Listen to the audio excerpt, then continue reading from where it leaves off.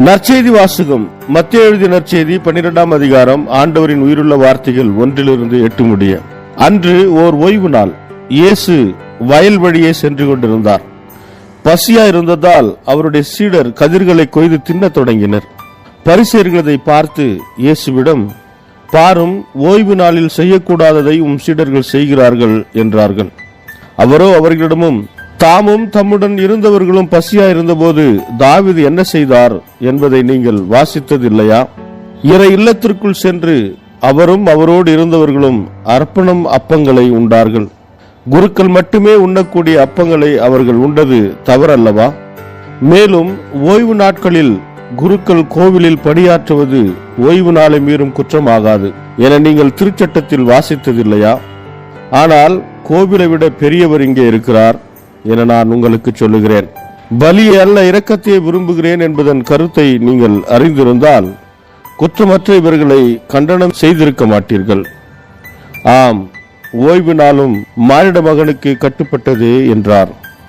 இது வாழ்வு தரும் கிறிஸ்துவின் நற்செய்தி. கிறிஸ்துவே உமக்கு புகழ். ಮತ್ತಾಯ ಅಧ್ಯಾಯ 12 ವಚನ 1-8. ಅಂದು ಸಬ್ಬತ್ ದಿನ ಯೇಸು ಧಾನ್ಯದ ಹೊಲಗಳ ಮಾರ್ಗವಾಗಿ ನಡೆದು ಹೋಗುತ್ತಿದ್ದನು. ಯೇಸುವಿನ ಶಿಷ್ಯರು ಆತನೊಂದಿಗಿದ್ದರು. ಅವರು ಹಸಿದಿದ್ದರು. ಆದ್ದರಿಂದ ಶಿಷ್ಯರು ತೆನೆಗಳನ್ನು ಕಿತ್ತುಕೊಂಡು ತಿನ್ನತೊಡಗಿದರು. ಇದನ್ನು ಕಂಡ ಫರಿಸಾಯರು ಯೇಸುವಿಗೆ, ನೋಡು, ಸಬ್ಬತ್ ದಿನದಂದು ಮಾಡತಕ್ಕ ಕಾರ್ಯಗಳನ್ನು ಕುರಿತು ಯೆಹೂದ್ಯರ ಧರ್ಮಶಾಸ್ತ್ರದಲ್ಲಿ ವಿಧಿಸಿರುವ ನಿಯಮಗಳಿಗೆ ವಿರುದ್ಧವಾಗಿ ನಿನ್ನ ಶಿಷ್ಯರು ಮಾಡುತ್ತಿದ್ದಾರೆ ಎಂದು ಹೇಳಿದರು. ಅದಕ್ಕೆ ಯೇಸು, ತಾನು ತನ್ನೊಂದಿಗಿದ್ದ ಜನರು ಹಸಿದಾಗ ದಾವೀದನು ಏನು ಮಾಡಿದಾನೆಂಬುದನ್ನು ನೀವು ಓದಲಿಲ್ಲವೇ? ದಾವೀದನು ದೇವರ ಮಂದಿರದೊಳಗೆ ಹೋದನು. ದೇವರಿಗೆ ಸಮರ್ಪಿಸಿದ ರೊಟ್ಟಿಯನ್ನು ದಾವೀದನು ಮತ್ತು ಅವನೊಂದಿಗಿದ್ದ ಜನರು ತಿಂದರು. ಅವರು ಆ ರೊಟ್ಟಿಯನ್ನು ತಿನ್ನುವುದು ಧರ್ಮಶಾಸ್ತ್ರಕ್ಕೆ ವಿರುದ್ಧವಾಗಿತ್ತು. ಅದನ್ನು ತಿನ್ನಲು ಯಾಜಕರಿಗೆ ಮಾತ್ರ ಅವಕಾಶವಿತ್ತು.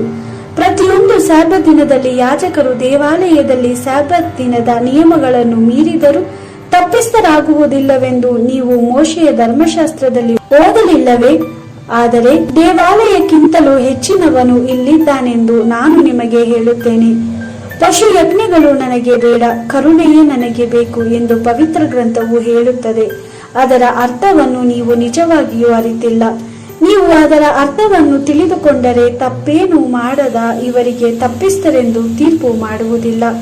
ಮನುಷ್ಯಕುಮಾರನು ಸಬ್ಬತ್ ದಿನಕ್ಕೂ ಪ್ರಭುವಾಗಿದ್ದಾನೆ ಎಂದು ಹೇಳಿದನು. ದೇವರ ವಾಕ್ಯವಿದು. ದೇವರಿಗೆ ಕೃತಜ್ಞತೆ ಸಲ್ಲಲಿ.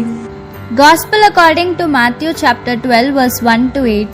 Soon afterwards Jesus was walking through the wheat fields on the Sabbath.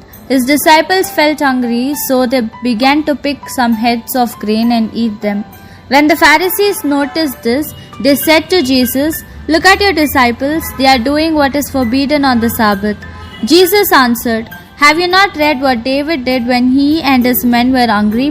He went into the house of God and ate the bread offered to God, although neither he nor his men had the right to eat it, but only the priest. And have you not read in the law that on the Sabbath the priests in the temple break the Sabbath rest, yet they are not guilty? I tell you, there is something greater than temple here. If you really knew the meaning of the words, 'It is mercy I want, not sacrifice,' you would not have condemned the innocent. For the Son of Man is Lord of the Sabbath." The Gospel of the Lord. Praise to you, Lord Jesus Christ.